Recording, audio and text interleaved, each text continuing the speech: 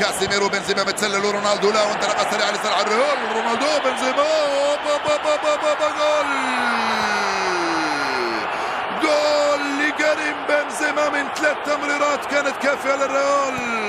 منذ حين قلت لكم بان الريال يقدر يسجل في اي لحظه من لمسه واحده، من كره واحده، من تمريره واحده، بل هنا كانت تمريرتين.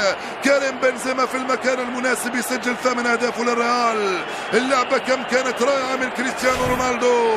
هاي الاعاده مره ثانيه. كاسيميرو مباشره لرونالدو، انطلق على الجهه اليسرى، استلم بيمناه، حطها وبيسراه مررها في اتجاه كريم، لم يكن في وضع التسلل، خلاها وصلت وضربها بيمناه، حطها على يمين كيبا. جول الريال عند الدقيقة 25.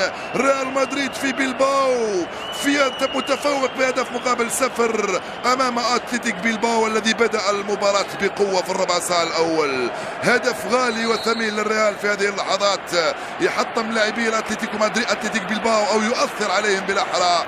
جول مقابل 0 لريال مدريد وكريم بنزيما امام بلباو. بينيات كرة صعبة للاتلتيك على الجهة اليمنى ناحية ويليامز، يلحق عليها ويليامز من امام مارسيلو. ويليامز الكرة بالراس وجول. با با با با با با با با.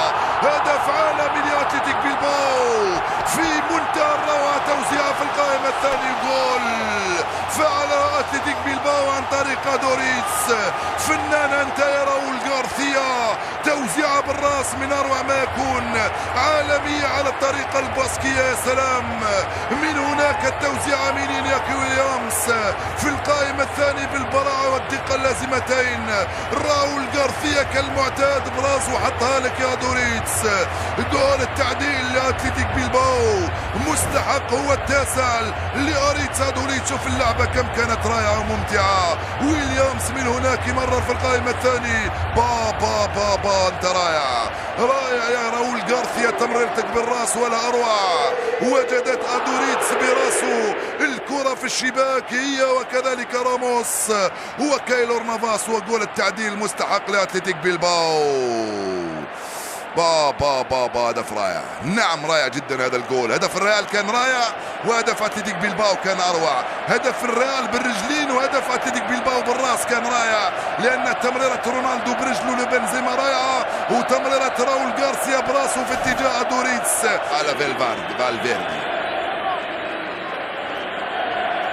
توني كروس دائما في تنفيذ الركنيات، مرفوعة القائمة الاول. با با با با با, با جول فعل كاسيميرو وسجل الجول الثاني للريال. من حسن حظ الريال ان كاسيميرو كان هنالك في المكان المناسب وفي الوقت المناسب وسجل جول ثاني 3 دقائق بعد تعديل النتيجة لاتلتيك بلباو. فعلها الريال ب7 ارواح. البرازيلي كاسيميرو يسجل الجول الثاني للريال. كيف جاء الى هذا المكان كاسيميرو؟ كيف كان له حس في هذه الكرة ووضع مكانه في ذلك المكان، وبهذه البرودة وبهذه البراعة يسجل جول ثاني. ترك الحارس يسقط وسجل جول ثاني للريال عند الدقيقة 69 من عمر المباراة. كاسيميرو فعلها وسجل الجول الثاني للريال.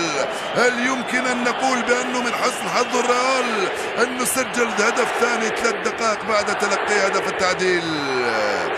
زيزو كان واقفا صار جالسا وبقي جالسا عوض ان ينهض مثل كرسي احتياطه كله.